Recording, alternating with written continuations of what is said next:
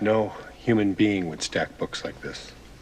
The Perfection is a horror film from 2018 about competitive cellists. That doesn't sound like a great setting for a horror movie, but you'd be surprised in the direction this film takes. There's a lot more to it, but any more information would spoil all the twists and turns of the story. The film follows a woman named Charlotte who is the student of a world-renowned instructor. Charlotte is forced to leave the academy when her mother is taken ill, and many years later she returns to the music world only to find her mentor has taken on another student. That's all covered in about the first 10 minutes or so, and to go much further would give too much away.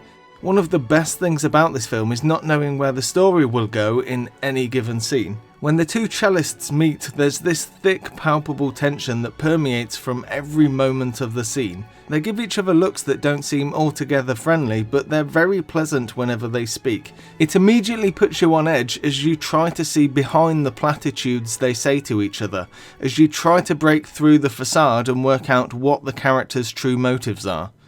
Your music, Lizzie, it's something more than beautiful.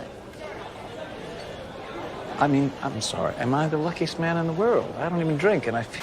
As the story unfolds, you begin to learn more and you start to get an idea of where the film is going, but then the movie takes a sharp turn and you have to completely reassess all of your ideas. The thing I absolutely love about The Perfection is it constantly made me reevaluate what I thought of the characters. Initially you think to yourself, this character is probably the good guy, this person the villain, and you sort the rest of the characters out into the good guy, bad guy or neutral camp, just like you do with any film. But as the movie goes on, you're given more information and your views on people change. One minute you think you should be rooting for this character, but then you think they have some kind of nefarious motives. My opinion on characters went from good guy to bad guy and then back to good guy again, then I wasn't sure. It's quite the roller coaster. About 1/3 to halfway through the film there's a small amount of CGI. It looks a bit shaky and quite fake, but it is very quick and it's passable. It serves its purpose and that's all it needed to do. I think it probably has about 10 seconds of screen time, which means I've been talking about it for longer than it actually takes up in the film. It's not terrible, but it stood out in what was otherwise a fully practical film. It's the only time I noticed any CGI apart from the end, which was done better. The cinematography is fantastic. They use a camera lens and technique that I can't remember what it's called, but I first noticed it in Jaws. It's where something close is in focus on one side of the frame, and on the other side something in the distance is also in focus.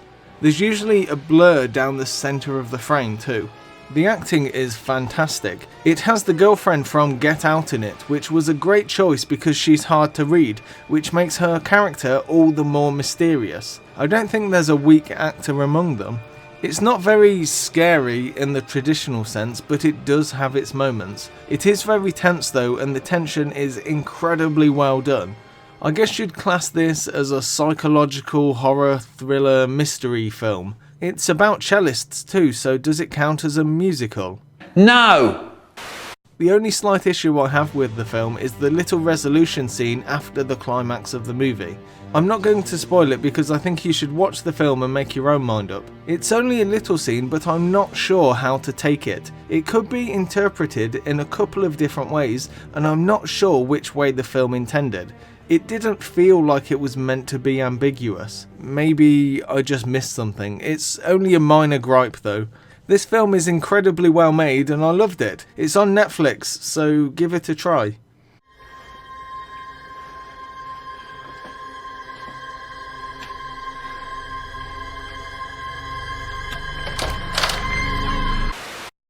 I found out about this film from the guys over at the Horror Show channel. As you might have guessed, they do a lot of horror movie content, so it's worth giving them a look.